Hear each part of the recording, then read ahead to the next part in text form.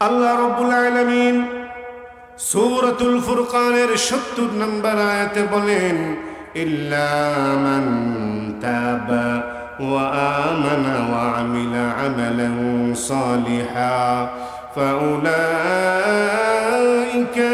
ইউবাদদিলুল্লাহু সাইয়্যাতিহিম হাসানাত। ও আমার বান্দারা, তওবার আলোচনা শোনার পরে তোমার মনে হলো তোমার অন্তরের ভিতরে ময়লা জমে গেছে, এই ময়লা দূর করা দরকার বলে যদি তুমি মনে করে থাকো, আর নীরবে নিবৃত্তিতে যদি আমি আল্লাহকে ডাক দিয়ে জিন্দেগীর সমস্ত গুনাহের জন্য যদি তওবা করো রে বান্দা, তাহলে আমি আল্লাহ তোমার জীবনের সমস্ত গুনাহগুলো যেমন ক্ষমা করে দিব, শুধু তাই নয়, তোমার জীবনের গুনাহের যেই জায়গাগুলো মনের মধ্যে দখল করে রেখেছে সেগুলোকেও আমি পরিবর্তন করে দিব নেকি দ্বারা। বলেন না সুবহানাল্লাহ। কতটা মায়া, কতটা দয়া হলে আল্লাহ তাআলা এত সুন্দর করে বলতে পারেন যে শুধু আমাকে ডাকতে তোমার দেরি, ডাকা শুরু করো, মনে মনে কল্পনা করো আমি তো গুনাহগার, আমার চেয়ে বড় গুনাহগার আর কে আছে। এই চিন্তাটা মনের মধ্যে জাগ্রত করে জীবনের সমস্ত গুনাহের কথা স্মরণ করে আগামীতে আর করব না, এমন একটা চিন্তা চেতনা নিয়ে মনে মনে আল্লাহর কাছে ডাক দেন, তওবা এমনিতেই হয়ে যাবে। এটা কেউ আপনার হাতে ধরায়া তওবা করাইয়া দেওয়ার মতো কোনো বিষয় না, তওবা করানোর বিষয় না, তওবা হলো করার বিষয়। ঠিক কিনা বলেন? আপনাকে মুখে মুখে বলল এই শব্দটা জপেন, আপনি বুঝলেন না এটা কি জপলেন, আপনার কি ফায়দা হবে? তওবার জন্য অন্যতম শর্ত হলো অনুতপ্ত হওয়া, অনুশোচনা মনের মধ্যে জাগ্রত হওয়া। এই জন্য অনুশোচনা মনের মধ্যে জাগ্রত করতে থাকুন আর আল্লাহকে মনে মনে ডাকতে থাকুন। কার মরণ কখন চলে আসে আমরা কেউ কিন্তু জানি না। সেদিন দেখলাম একজন আলোচক এমনইভাবে সুন্দর কোনো একটি বিষয় নিয়ে আলোচনা করে ও আখিরু দাওয়ানা আনিল হামদুলিল্লাহ বলে স্টেজ থেকে বের হচ্ছেন, এখানেই পড়ে গেছে। ও আখিরু দাওয়ানা বলে শেষ করে যেতে পারেন নাই। বক্তা জানে না তার মরণ কখন আসবে, খতিব জানে না তার খুতবাটা শেষ করতে পারবে কিনা। আপনি আমি কেমনে জানি আমার মরণ আর কতদিন পর আসবে? তাহলে আর কেন বিলম্ব? আর বিলম্ব নয়। নবী করিম সাল্লাল্লাহু আলাইহি ওয়াসাল্লাম কি বলেন জানেন? বুখারী শরীফের 5832 নম্বর হাদিস, নবীজি বলেন, ওয়াল্লাহি ইন্নী লা আস্তাগফিরুল্লাহ ওয়া আতুবু ইলাইহি ফিল ইয়াউমি আকসারু মিন 70 মাররা।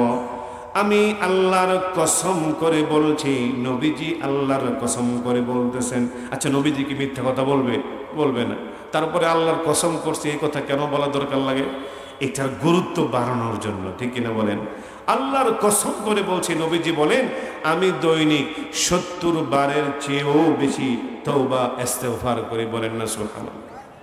শুধু তাই নয়, মুসলিম শরীফের 4871 নম্বর হাদিস, নবীজি সাল্লাল্লাহু আলাইহি ওয়াসাল্লাম সেখানে বলেন, ফাইন্নী আতুবু ফিল ইয়াউমি মিআতা মাররা। আমি দৈনিক 100 বারের চেয়েও বেশি আমি তওবা করি। সুবহানাল্লাহ। নবীজির মতো নিষ্পাপ মানুষ, যার জীবনে কোনো গুনাহ নাই, গুনাহের কোনো সম্ভাবনাও নাই, তিনি যদি দৈনিক 70 বার 100 বার তওবা ইস্তেগফার করতে পারে রে মানুষ, তাহলে আমরা গুনাহগার হয়ে আমাদের জন্য দৈনিক আরো কত বেশি পরিমাণে তওবা ইস্তেগফার করা দরকার, চিন্তার দরকার আসেনি।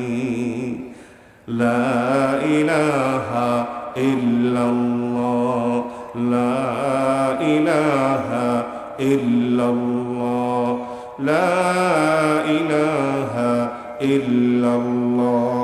জিকির করেন, লা ইলাহা ইল্লাল্লাহ।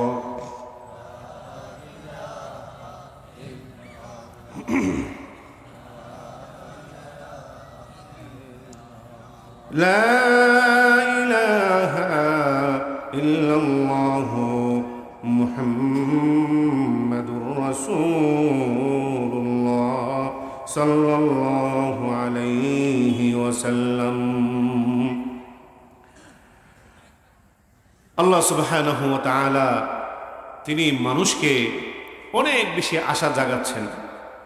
তিনি বলতেছেন, ও আমার বান্দারা, মনে মনে ভাবতে পারো তুমি অনেক বেশি গুনাহ করে ফেলেছো, তোমার তওবা বুঝি কবুল হবে না, বেশি গুনাহ করে ফেলেছো, এরকমটা কি তুমি মনে করতেছো? তুমি কত আর গুনাহ করছো? নবীজি তার একটি হাদিসের মধ্যে বলতেছেন, সে হাদিসটি হলো তিরমিজি শরীফের 3540 নম্বর হাদিস। নবীজি বলেন, ইয়া ইবনে আদম, ও আদমের সন্তানেরা শোনো, ইন্নাকা মা দাউতানি ওয়া রাজাউতানি গফারতু লাকা আলা মা কানা ফীকা ওয়ালা উবালি। ও আদমের সন্তানেরা, আল্লাহকে ডাকো, আল্লাহ তোমার গুনাহ ক্ষমা করবেন। তিনি যদি তোমার গুনাহটা ক্ষমা করেন, তাহলে তাকে কারো কাছেই কৈফিয়ত দিতে হবে না। ঠিক কিনা বলেন? আল্লাহ তাআলা বলে, আমি তোমার গুনাহ যদি ক্ষমা করি, আমারে কি কেউ ওর কাছে কইতে হইব নি যে হ্যার গুনাহটা ক্ষমা করলেন কেরে? ফেরেশতা এসে জিজ্ঞেস করবো না যে এত গুনাহ করছে, আপনি তার গুনাহটাও ক্ষমা করে দিলেন? এরকমের প্রশ্ন কিন্তু কেউ আমাকে করবে না। সুতরাং আমার কাছে তুমি ক্ষমা চাও। আরেকটা উদাহরণ দিয়ে তিনি বলেন, ইয়া ইবনে আদম লাউ বালাগাত যুনুবুকা আনানাস সামা,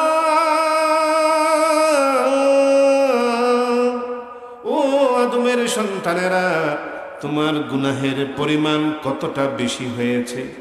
গুনাহ হতে হতে গুনাহের স্তর লেয়ার পড়তে পড়তে এতটা উচ্চতা কি চলে গেছে, ওই আকাশের সীমানা পর্যন্ত কি তোমার গুনাহ চলে গেছে নাকি?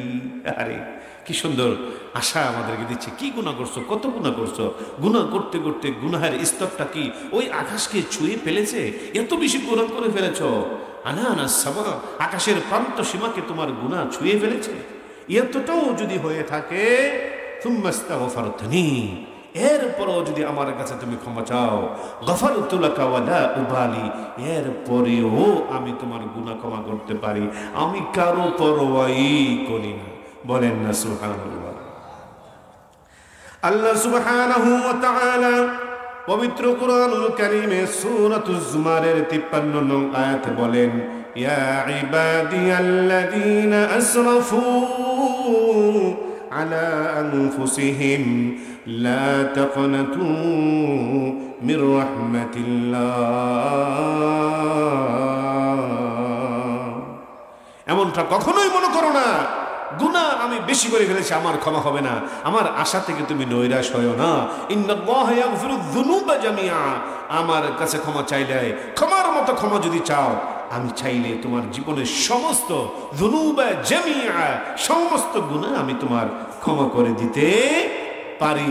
সুতরাং লা তাকনাতু মির রাহমাতিল্লাহ, আল্লাহর রহমতের আশা থেকে নৈরাশ হওয়া যাবে না। এজন্য বাবাজিরা মনটাকে নরম করতে থাকেন, মনটাকে নরম করতে থাকেন। এই বিশাল আয়োজন তখনই সার্থক হবে যদি কোনো একটি আলোচনা কোনো একজন শ্রোতার মনকেও স্পর্শ করে যায়, ছুঁয়ে যায়।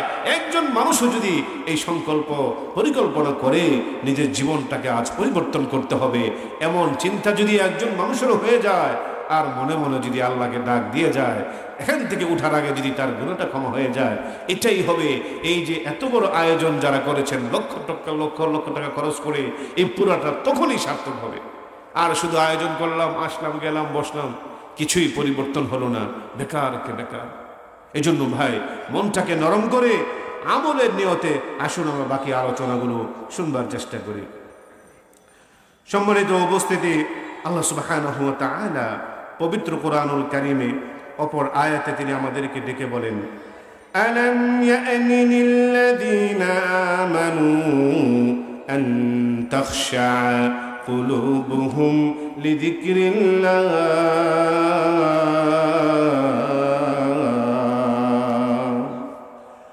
সূরাতুল হাদীদের 16 নম্বর আয়াত।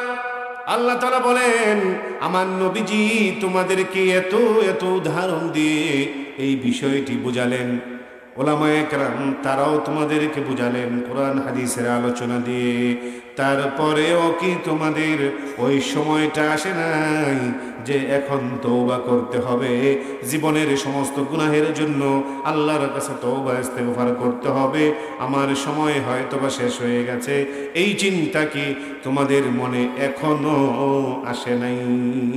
এখনো কি তোমার মনে সেই ডর ভয় এখনো কি জাগে নাই? আল্লাহ তাআলা নিজে এইভাবে প্রশ্ন করেছেন।